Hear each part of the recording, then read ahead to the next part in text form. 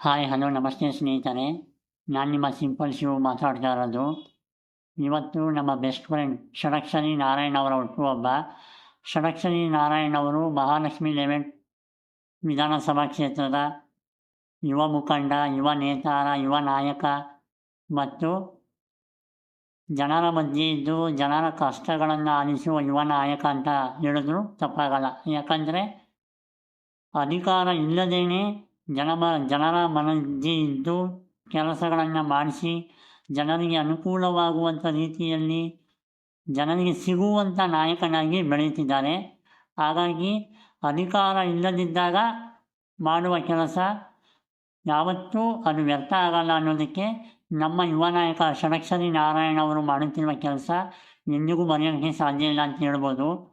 ಅವರ ಹುಟ್ಟುಹಬ್ಬ ಇದ್ದು ಹ್ಯಾಪಿ ಬರ್ತ್ಡೇ ಷಡಕ್ಷರಿ ನಾರಾಯಣ್. ಹುಟ್ಟುಹಬ್ಬದ ಶುಭಾಶಯಗಳು ಷಡಕ್ಷರಿ ನಾರಾಯಣ್ ಅವರೇ. ಆ ದೇವರು ನಿಮಗೆ ಒಳ್ಳೆಯ ಆರೋಗ್ಯ, ಸುಖ, ಶಾಂತಿ, ನೆಮ್ಮದಿ, ಹಣ, ಯಶಸ್ಸು, ಕೀರ್ತಿ ಎಲ್ಲವೂ ನೀಡಿ ನೀನೇನು ಅಂದ್ಕೊಂಡಿದ್ದ ಕನಸು ಈಡೇರಲಿ.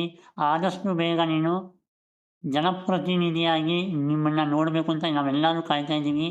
ಆದಷ್ಟು ಬೇಗ ನೀನು ಜನಪ್ರತಿನಿಧಿಯಾಗಿ ಜನರ ಸೇವೆ ಮಾಡಬೇಕು ಅನ್ನೋದು ಎಲ್ಲರ ಆಸೆ. ಆ ದೇವರು ಇನ್ನಷ್ಟು ನಿನಗೆ ಶಕ್ತಿಯನ್ನು ನೀಡಲಿ.